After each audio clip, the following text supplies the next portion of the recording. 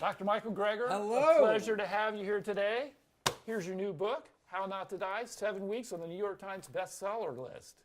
Very excited. Yes, 21 languages. 21 languages. Being published in Mongolian. I mean, come on, you can't beat that. Yeah, no, I'm really excited about it. There's more than 1,000 videos on nutritionfacts.org, covering basically every aspect of healthy eating.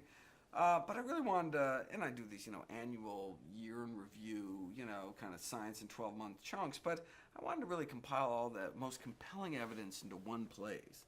And so to that end, I have chapters on each of the 15 leading causes of death, talking about the role diet may play in preventing, arresting, and even reversing our 15 leading killers, supported by about 3,000 scientific citations. Encourage people to check it out as a reference book and also as a practical guide to start incorporating some of these healthy foods into their diet. Well, we also, Mindy and I, follow nutritionfacts.org, and as I mentioned to you, we lecture all over the country, all over North America, regarding not only fitness, but the importance of integrating nutrition into fitness, because we are firm believers that nutrition is really the most important component of fitness and wellness.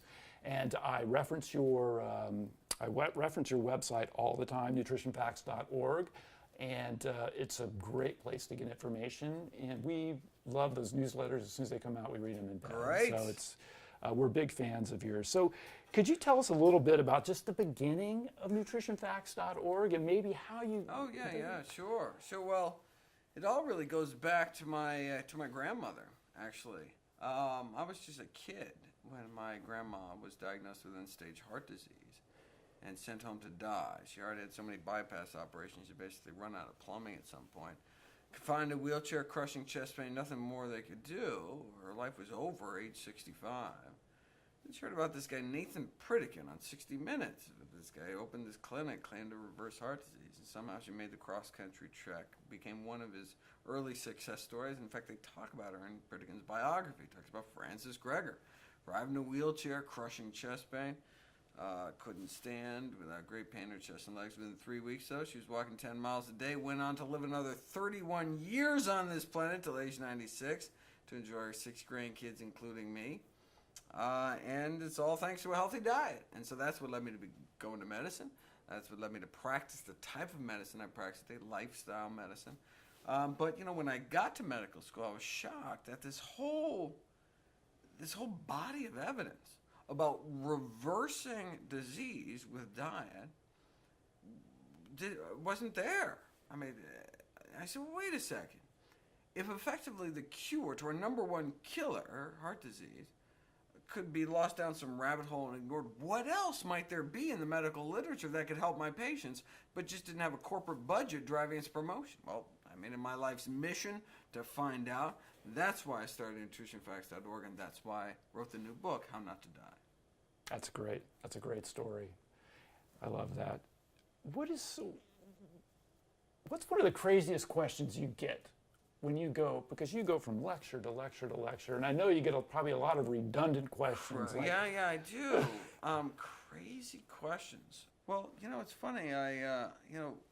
Until the book came out, I tried only to speak to professional audiences. I speak at grand rounds in hospitals, medical conferences, kind of train the trainer kind of thing. Now I'm doing some more community groups with the book, and it's funny. I remember speaking at a dietetics conference in one of the southern states, like Arkansas, Tennessee, something like that, and I was like, all right, this is a big annual conference to dietitians. And I was like, well, the number one rule of speaking is know thine audience, right? And so I really wanted to be like, give a really high-level talk, not like the beginner stuff, and really, and, I was really braced for Q&A because these people, they spent their whole lives studying nutrition and, looking forward to really be able to flex my knowledge. I mean, like to sympathetic audiences or to ignorant audiences, like, for all they know, I mean, they don't, you can't really... Only when you get a really tough question can you really show how much you really know. Anyone can memorize a speech, right. But it's like, and then you can really quote, chapter and verse, all the really juicy stuff out there. So I was really excited. And, who knows what they're... So I remember the first question vividly. Raise your hand and say, wait a second. are you saying that you consider chicken to be meat? I'm serious. So I was just like, whoa, I totally overestimated this audience. Oh, I gave the totally wrong talk. I got to dial it way back. And only later did I realize that the conference was sponsored by the National Chicken Council. Oh my gosh. And yeah, I was not invited back. But it's just so funny. It was just such a shock. Oh, that's where we are.